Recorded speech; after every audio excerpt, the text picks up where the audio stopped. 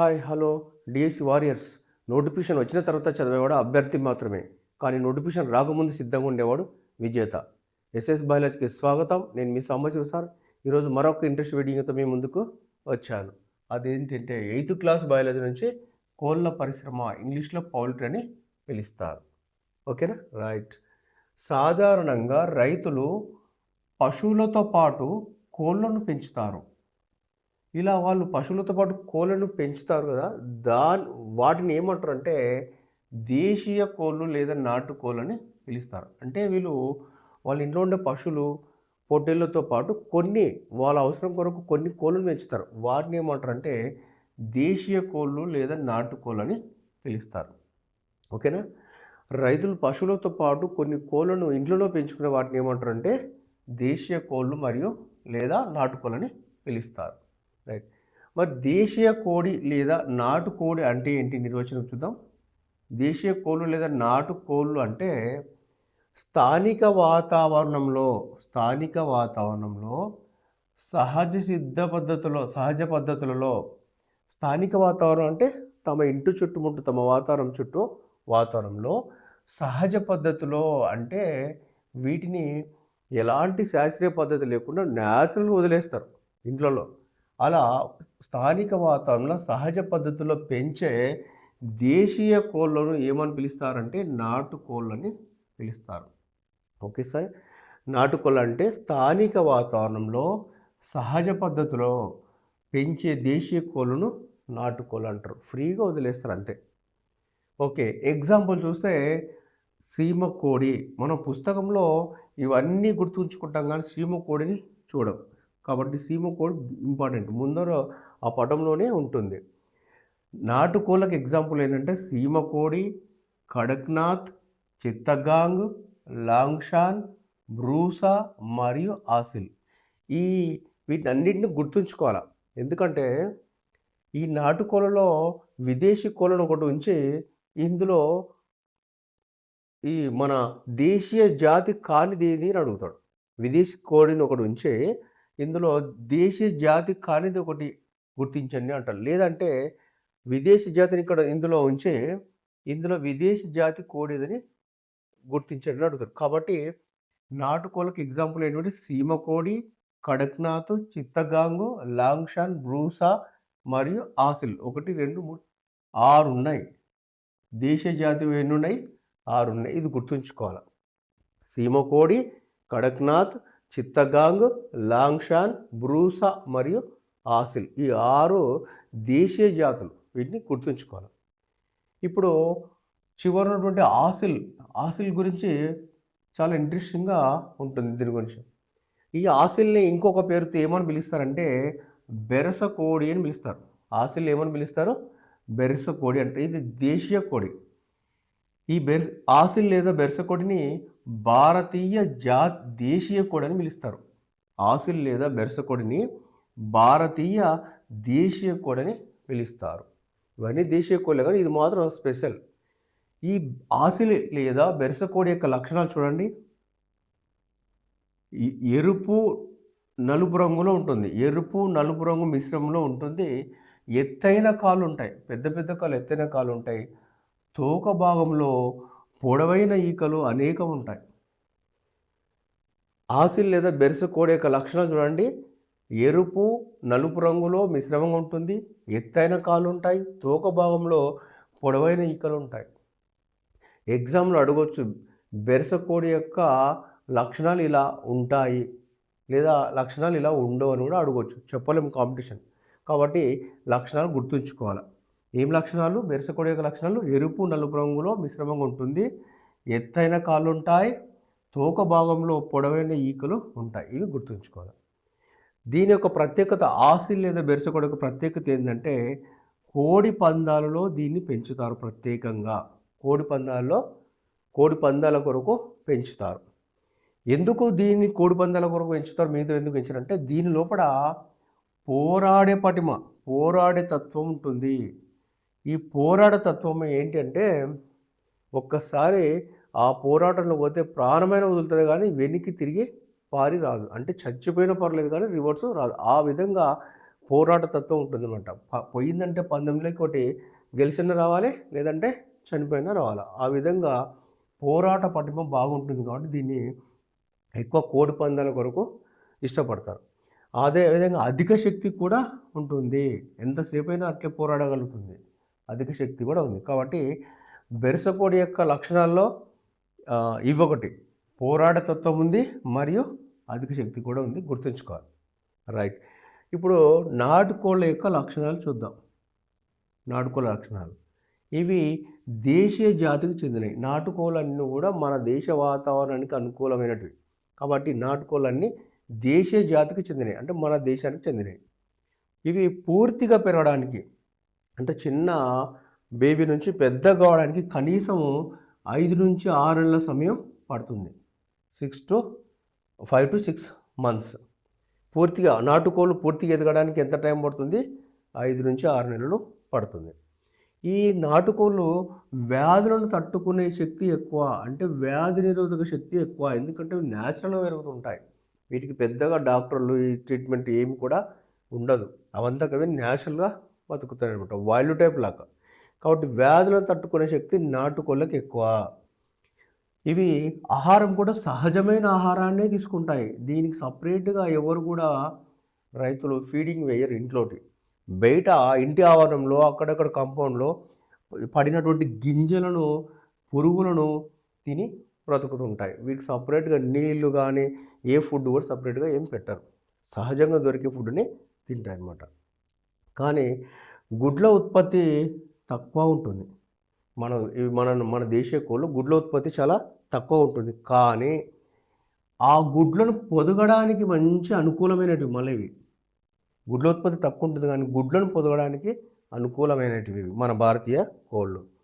ఈ గుడ్లు, నాటుకోడి యొక్క గుడ్లు మంచి పోషక విలువలు కలిగి ఉంటాయి. కాబట్టి వీటిని అధిక ధరకు పెట్టి కొంటారు. నాటుకోడి యొక్క గుడ్లు మరియు మాంసము చాలా డిమాండ్ ఉంటుంది. ఎందుకంటే మాంసం మంచి రుచి ఉండడం వలన ధరలు కూడా ఎక్కువగా ఉంటాయి. అందుకనే మార్కెట్లో డిమాండ్ నాటుకోళ్ళకి ఎక్కువ ఉంటుంది.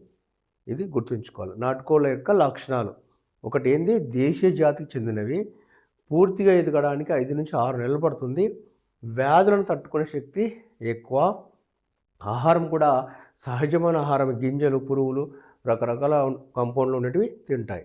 గుడ్ల ఉత్పత్తి తక్కువ కానీ గుడ్లను పొదగడానికి అనుకూలమైనవి మన దేశీయ వాతావరణానికి. గుడ్లు మంచి పోషక విలువలు కలిగి ఉంటాయి కాబట్టి ఖరీదైనవి గుడ్లు. ఆ మాంసం కూడా మంచి రుచి ఉండడం వల్ల వీటి ధరలు ఎక్కువ ఉన్నప్పటికీ మార్కెట్లో చాలా డిమాండ్ కూడా ఎక్కువ ఉంటుంది. రైట్. ఇప్పుడు పౌల్ట్రీ, కోళ్ళ పరిశ్రమ అంటే నిర్వచనం చూద్దాం. ఓకేనా? రైట్. కోళ్ళ పరిశ్రమ అంటే ఏంటంటే మాంసము మరియు గుడ్ల ఉత్పత్తి కొరకు, శాస్త్రీయ పద్ధతి సైంటిఫిక్ మెథడ్లో కోళ్ళను పెంచడాన్ని ఏమంటారు? కోళ్ళ పరిశ్రమ అని అంటారు. చూడండి, పౌల్ట్రీ అంటే ఏంటంటే మాంసము మరియు గుడ్ల ఉత్పత్తి కొరకు శాస్త్రీయ పద్ధతిలో కోళ్ళను పెంచేదాన్ని ఏమంటారు? కోళ్ళ పరిశ్రమ అని పిలుస్తారు. ఇది ఒకప్పుడు వ్యవసాయ అనుబంధ వృత్తిగా ఉండేది. ఒకప్పుడు వ్యవసాయానికి అనుబంధ వృత్తిగా ఉండేది. వాళ్ళ షెడ్లలో కొన్ని కోళ్ళను పెంచి అనుబంధంగా ఉండేది. కానీ 2 దశాబ్దాల నుండి లేదా 20 సంవత్సరాల నుండి ఒక పెద్ద పరిశ్రమగా ఎదిగింది. అంటే ఇట్లాంటి వ్యవసాయంలో అనుబంధ వృత్తిగా ఉన్నటువంటి కోళ్ళ పరిశ్రమ 2 దశాబ్దాల నుండి లేదా 20 సంవత్సరాల నుండి ఒక పెద్ద పరిశ్రమగా భారతదేశంలో ఎదిగింది. ఎప్పటి నుంచి ఎదిగిందంటే 2 దశాబ్దాలు లేదా 20 years నుండి ఒక పెద్ద పరిశ్రమగా ఎదిగింది.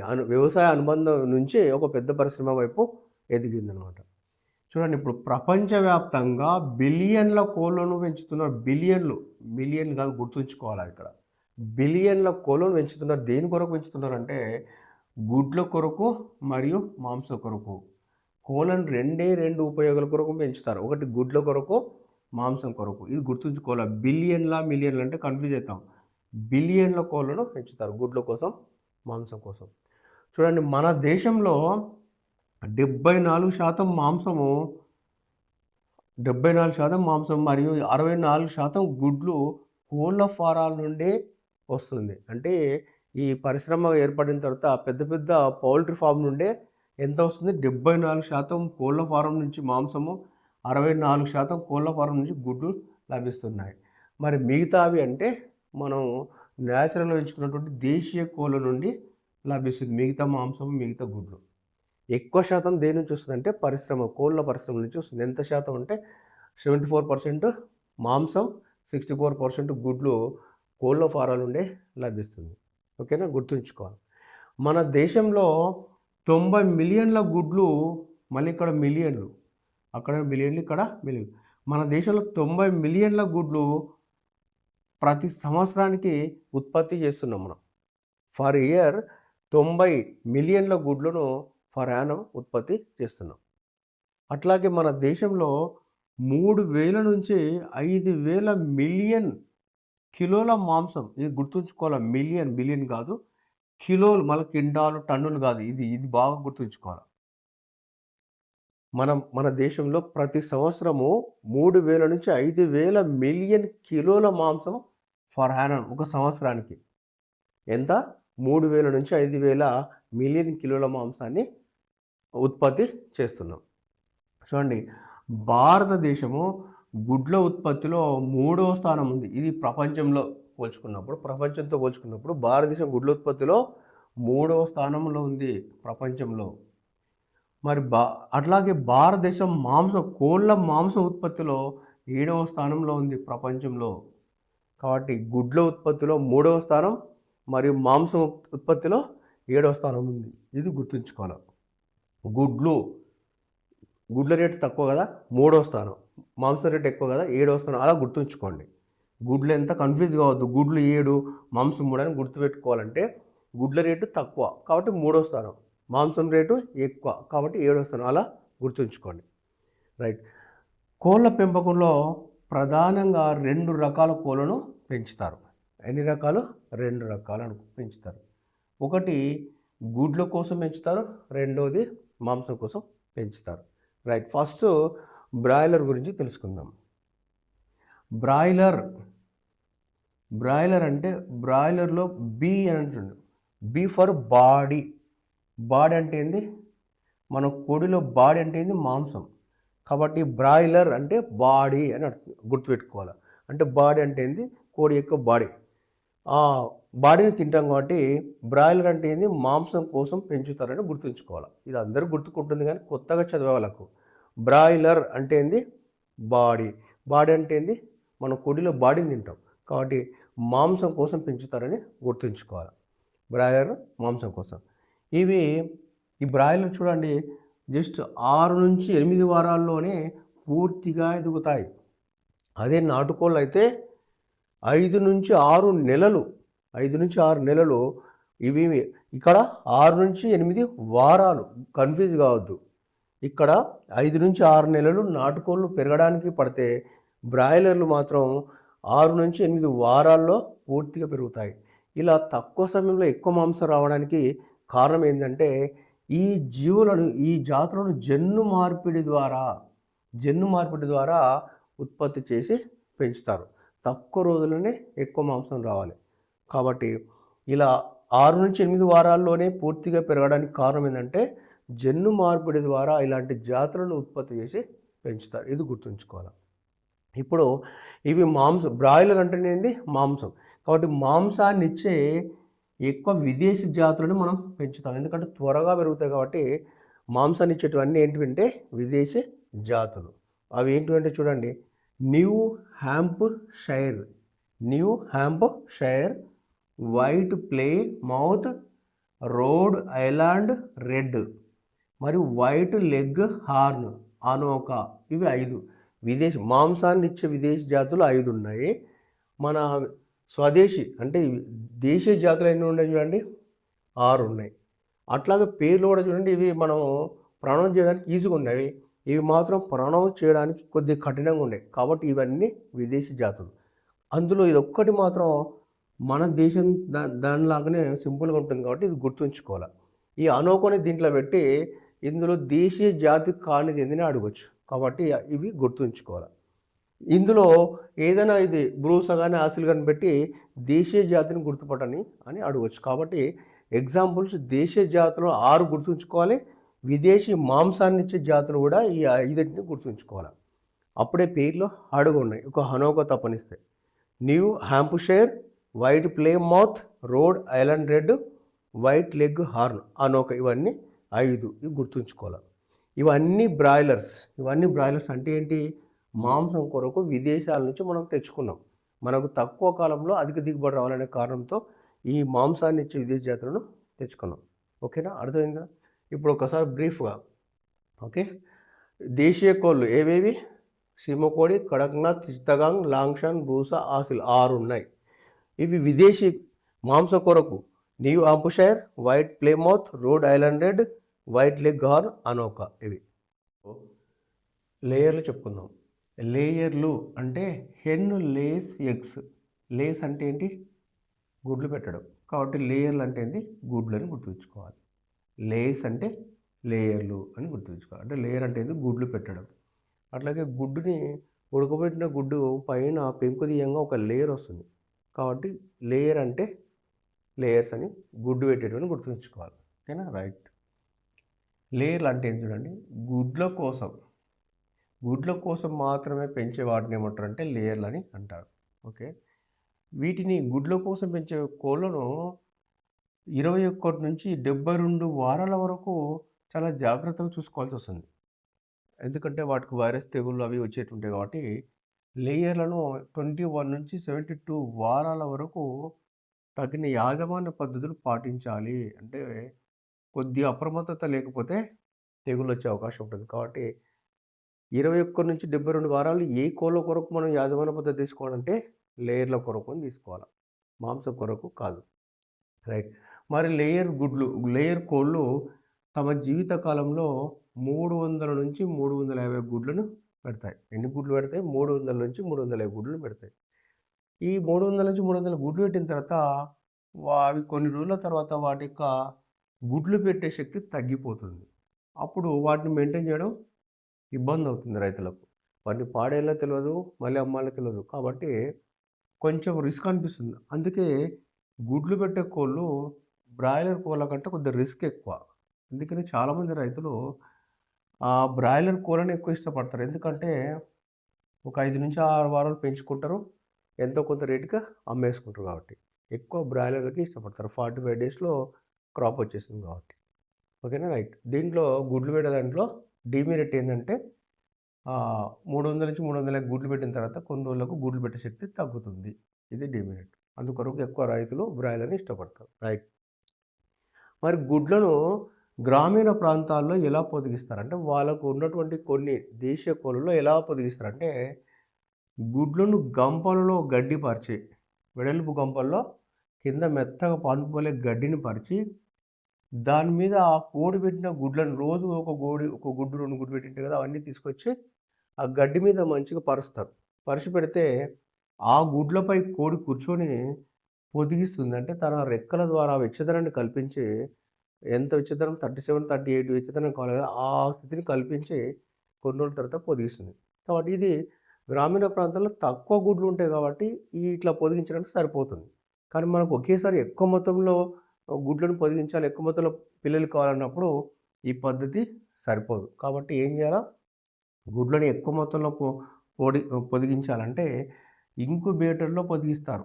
ఇంక్యుబేటర్లో సేమ్ ఇక్కడ తల్లికోడి ఏ విధంగా వెచ్చదనాన్ని కల్పించి గుడ్లను పొదిగిస్తారో అట్లాగే ఇంక్యుబేటర్లో కూడా పెట్టి ఎక్కువ మొత్తంలో పొదిగిస్తారన్నమాట. కాబట్టి గుడ్లను ఎక్కువ మొత్తంలో పొదిగించాలంటే ఇంక్యుబేటర్ని గుర్తుంచుకోవాలి. అది గ్రామీణ ప్రాంతాల్లో ఏం చేస్తారు? గుడ్లను గంపలలో గడ్డిని మెత్తగా పాన్పాలో పరిచి దాని మీద గుడ్లనంతా పెడతారు. అప్పుడు కోడి వచ్చి దానిపైన కూర్చొని గుడ్లను పొదిగిస్తుంది అనమాట. రైట్. మరి గుడ్లు పొదగడానికి ఏ వాతావరణం అయితే బాగుంటుంది, ఏ ఉష్ణోగ్రత అయితే బాగుంటుంది అనుకుంటే గుడ్లు పొదగడానికి 37 నుంచి 38 డిగ్రీల ఉష్ణోగ్రత అనుకూలంగా ఉంటుంది. ఇది ఇంపార్టెంట్. గుడ్లు పొదగడానికి అనువైన ఉష్ణోగ్రత ఏం చెప్పండి?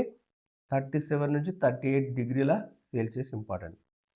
మరి 37-38 డిగ్రీల సెల్సియస్ ఎప్పుడు ఉంటుంది మన భారతదేశంలో అంటే జనవరి నెల నుంచి ఏప్రిల్ నెల మధ్యలో ఉంటుంది. 37 డిగ్రీల నుంచి 38 డిగ్రీల సెల్సియస్ అనేది ఏ నెలలో ఉంటుంది? జనవరి నుంచి ఏప్రిల్ నెలలో ఉంటుంది. కాబట్టి గుడ్లు పొదగడానికి అనువైన కాలం ఏంది అంటే జనవరి నుంచి ఏప్రిల్ అని గుర్తుంచుకోవాలి. గుడ్లు పొదగడానికి అనువైన కాలం ఏది? జనవరి నుంచి ఏప్రిల్. కాబట్టి ధరలు ఎప్పుడు ఎక్కువ ఉంటాయంటే ఏ నెల అయితే గుడ్లు పొదగడానికి ఎక్కువ డిమాండ్ ఉంటుందో అదే నెలలో తినడానికి దొరకవు కాబట్టి ఆ నెలలోనే ధరలు ఎక్కువ ఉంటాయి. ఇక్కడ రెండింటిలోకి చూడండి, గుడ్లు పొదగడానికి అనువైన కాలం అంటే జనవరి నుంచి ఏప్రిలే. గుడ్ల ధరలు ఎప్పుడు ఎక్కువ ఉంటాయంటే కూడా జనవరి నుంచి ఏప్రిల్ అని గుర్తుంచుకోవాలి. క్వశ్చన్ ఇంకోటి, జనవరి ఏప్రిల్లో ఉష్ణోగ్రత ఎంత ఉంటుంది అంటే 37-38 డిగ్రీల మధ్యలో ఉంటుంది. ఇది గుర్తుంచుకోవాలి. అన్నిటికీ జనవరి ఏప్రిల్ గుర్తుంచుకుంటే సరిపోతుంది. ఓకేనా? రైట్. గుడ్లు పొదగడానికి అనువైన ఉష్ణోగ్రత 37-38 డిగ్రీలు. ఏ నెలలో అంటే జనవరి ఏప్రిల్ మధ్యలో. కాబట్టి ఏ నెలలో రేట్లు ఎక్కువ ఉంటాయంటే జనవరి ఏప్రిల్ మధ్యలో ఉంటాయని గుర్తుంచుకోవాలి. ఈ పాయింట్ ఇంపార్టెంట్. రైట్. నెక్స్ట్ ఇక్కడ నెక్ అంటే ఏంటంటే national egg coordination committee. National egg coordination committee వీరి యొక్క నినాదం ఏంటి అంటే ఆరోగ్యంగా ఉండాలంటే ప్రతిరోజు ఒక గుడ్డు తినాలి. ఎందుకంటే గుడ్డు అనేది సంపూర్ణ ఆహారం కాబట్టి నేషనల్ ఎగ్ కోఆర్డినేషన్ కమిటీ యొక్క నినాదం ఏంటంటే ఆరోగ్యంగా ఉండాలంటే ప్రతిరోజు ఒక గుడ్డు తినాలి. ఈ నెక్ ఏంటంటే దేశవ్యాప్తంగా అన్ని టౌన్లలో ఉండే ఒక స్వచ్ఛంద సంస్థ. ఇది మన హైదరాబాద్లో వచ్చేసి హైదరగూడ, బషీర్బాగ్లో కూడా ఉంటుంది. ఇది ఏం చేస్తుందంటే భారతీయ కోళ్ళ పెంపకదారుల యొక్క సంక్షేమం కోసం పాటుపడుతుంది. ఇప్పుడు గుడ్డు అన్ని పోషకాలు ఉంటాయి, గుడ్డులో అన్ని పోషకాలు ఉంటాయి మరియు చౌకైనదని గుర్తుంచుకోవాలి. చౌకైనదని గుర్తుంచుకోవాలి. అన్ని పోషకాలు ఉంటే చౌకైనది అంటే గుడ్డు. ఓకే. నెక్ అంటే నేషనల్ ఎగ్ కోఆర్డినేషన్ కమిటీ నినాదం ఆరోగ్యంగా ఉండాలంటే ప్రతిరోజు ఒక గుడ్డు తినాలా. ఎందుకు తినాలంటే గుడ్డులో అన్ని పోషకాలు ఉంటాయి మరియు చౌకైనది అని గుర్తుంచుకోవాలి. ఇది నెక్ ఎక్కడ ఉంటుందంటే దేశవ్యాప్తంగా అన్ని పట్టణాల్లో ఉంటుంది. మన తెలంగాణలో అయితే హైదర్గూడ, బషీర్బాగ్లో ఉంటుంది, హైదరాబాద్లో. ఇది భారతీయ కోళ్ళ పెంపకదారుల యొక్క సంక్షేమం గురించి, గుడ్ల రేట్ల గురించి, మాంసం గురించి పాటుపడుతుంది అనమాట. ఓకే. ఇంకా చివరిగా కోళ్ళ ఫారంలో లిటర్ అంటే ఏంటంటే పౌల్ట్రీ పరిశ్రమలో కోళ్ళ పరిశ్రమలో వచ్చే వ్యర్థాలను లిటర్ అని అంటారు. కోళ్ళ పరిశ్రమలో వచ్చే వ్యర్థాలను ఏమంటారు? లిటర్ అని అంటారు. ఈ లిటర్ను వ్యవసాయంలో ఎరువుగా వాడతారు. అంటే తోటల్లో ఎరువుగా వాడతారు. ఏవి కోళ్ళ యొక్క లిటర్ని వ్యవసాయంలో ఎరువుగా ఉపయోగిస్తారు. కోళ్ళ పరిశ్రమ వల్ల లాభాలు ఏంటి అంటే ప్రధానంగా కోళ్ళ పరిశ్రమల లాభాలు గుడ్ల ఉత్పత్తి. గుడ్లలో అన్ని పౌష్టికాహారం ఉంటుంది కాబట్టి గుడ్లను బాగా ఉత్పత్తి చేస్తారు. అట్లాగే మాంసం ఉత్పత్తి, అధికంగా ప్రోటీన్ కూడా ఉంటుంది కాబట్టి మాంసం ఉత్పత్తి చేస్తారు. నెక్స్ట్ ఉపాధి, చాలామందికి అన్స్కిల్డ్ లేబర్కి ఉపాధి లభిస్తుంది. నెక్స్ట్ దీనివల్ల ఆర్థిక అభివృద్ధి కూడా జరుగుతుంది. ఈ కోళ్ళ పరిశ్రమలో ఈ 4 ఉపయోగాలు గుర్తుంచుకుంటే చాలు. గుడ్ల ఉత్పత్తి, మాంసం ఉత్పత్తి, ఉపాధి, ఆర్థిక అభివృద్ధి. రైట్. నెక్స్ట్ చివరిగా ఈము పక్షి పెంపకం. పుట్టింది ఆస్ట్రేలియాలో, వచ్చింది తెలంగాణలో అని గుర్తుంచుకోండి. ఆస్ట్రేలియాలో పుట్టింది ఈము, వచ్చింది ఎక్కడికి వచ్చింది? తెలంగాణకి వచ్చింది. ఇట్లా పుట్టింది ఆస్ట్రేలియాలో, వచ్చింది తెలంగాణ గుర్తుంచుకోండి. ఓకే. ఈము పక్షుల పెంపకం పుట్టింది ఎక్కడ? ఆస్ట్రేలియాలో. దీన్ని ఎగురలేని పక్షి అని కూడా అంటారు. ఈముని ఎగురలేని పక్షి అని అంటారు. రెండవ అతిపెద్ద పక్షి ఏంటంటే ఈము. రెండవ అతిపెద్ద పక్షి ఇది ఈము. మరి మొదటి అతిపెద్ద పక్షి ఏంటంటే ఆస్ట్రిచ్, నిప్పుకోడని పిలుస్తాం. మన అందరికి తెలిసేది. మొదటి అతిపెద్ద పక్షి ఆస్ట్రిచ్, రెండవ అతిపెద్ద పక్షి ఈము. ఈము చూడండి 50 kgs బరువు ఉంటుంది, 50 kgల బరువు ఉంటుంది. 40 మైళ్ళు గంటకి 40 మైళ్ళ వేగంతో పరిగెత్తుతుంది. నడవడం కాదు, పరిగెత్తుతుంది. గంటకు 40 మైళ్ళ వేగంతో పరిగెడుతుంది. కానీ వాడు ఎప్పుడైనా అనుకోకుండా కిలోమీటర్లు అడిగితే కష్టం కాబట్టి కిలోమీటర్లో కూడా నేను మార్చి ఇచ్చిన చూడండి. ఈము గంటకు 40 మైళ్ళు పరిగెడుతుంది అని కిలోమీటర్లు అడిగినప్పుడు 64.37 కిలోమీటర్లు ఒక గంటకు పరిగెడుతుంది. 64.37 కిలోమీటర్ ఫర్ అవర్ అని గుర్తుంచుకోండి. ఇది కూడా గుర్తుంచుకోండి. మైళ్ళు ఇవ్వకుండా కిలోమీటర్లు ఇచ్చినానుకో సడన్గా మనము మర్చిపోయే అవకాశం ఉంటుంది కాబట్టి ఎందుకని మనిషి అని చెప్పి మైళ్ళు గుర్తుంచుకోవాలి, అట్లాగే కిలోమీటర్లు కూడా గుర్తుంచుకోవాలి. 64.37 కిలోమీటర్ ఫర్ అవర్ పరిగెడుతుంది, మళ్ళీ నడుస్తలేదు, ఇది గుర్తుంచుకోవాలి. ఈమో గంటకు 40 మైళ్ళు పరిగెత్తుతుంది. రైట్. ఈమో యొక్క మాంసము గుడ్లు చాలా ఖరీదైనవి. మాంసం గుడ్లు చాలా ఖరీదైనవి.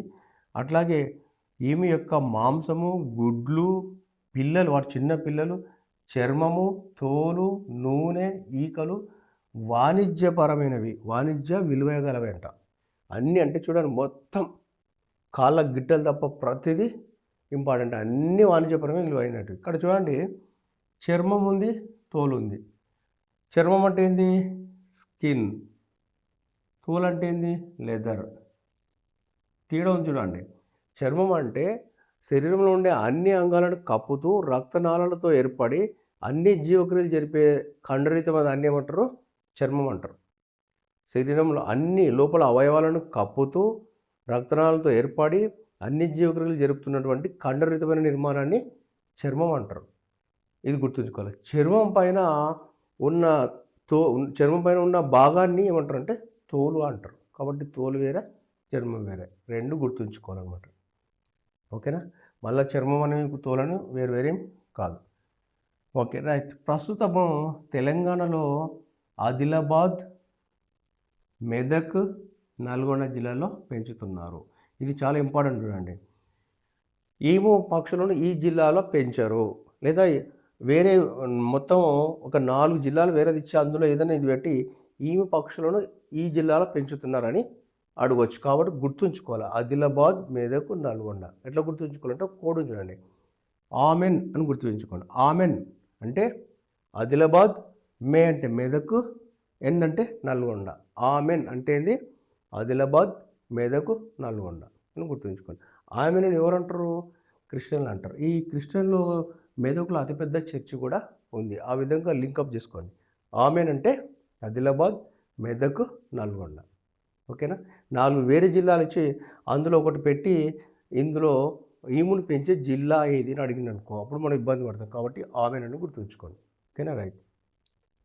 తెలంగాణలో మార్కెట్ సౌకర్యాలు సరిగా లేవు. దేనికి లేవు అంటే ఈము పక్షుల యొక్క వ్యాపారం కొరకు మార్కెట్ సౌకర్యాలు ఇంకా సరిగా లేవు. అంటే ఇప్పుడిప్పుడే అభివృద్ధి చెందుతుంది. ఓకేనా? అర్థమైంది కదా ఈరోజు? బ్రాయిలర్ అంటే మాంసం కొరకు, లేయర్ అంటే గుడ్ల కొరకు అని గుర్తుంచుకోవాలి. గ్రామీణ ప్రాంతాల్లో ఎట్లా పొదిగిస్తారంటే గుడ్లను గంపలో గడ్డిపరిచి గడ్డిపైన గుడ్లను పెట్టి కోడితో పొదిగిస్తారు. తక్కువ ఉంటాయి కాబట్టి. అది ఎక్కువ ఇంక్యుబేటర్లో పొదిగిస్తారు. ఓకేనా? సరిపోయే గుడ్లు పొదగడానికి కావాల్సిన ఉష్ణోగ్రత 37 నుంచి 38 డిగ్రీలు అనమాట. ఓకే, జనవరి ఇవన్నీ గుర్తుంచుకోవాలి. ఈము పక్షులకి అంతా. ఓకేనా? రైట్. మీకు కనుక ఈ వీడియో ఉపయోగపడితే తప్పక లైక్ చేయండి, మరియు మీ ఫ్రెండ్స్కి షేర్ చేయండి. మరిన్ని ఇలాంటి క్లాసెస్ కావాలనుకుంటే నా యొక్క ఎస్ఎస్ బయాలజీ ఛానల్ని తప్పక సబ్స్క్రైబ్ చేసి మరి బెల్ ఐకాన్ని తప్పక నొక్కండి. Thank you. మరొక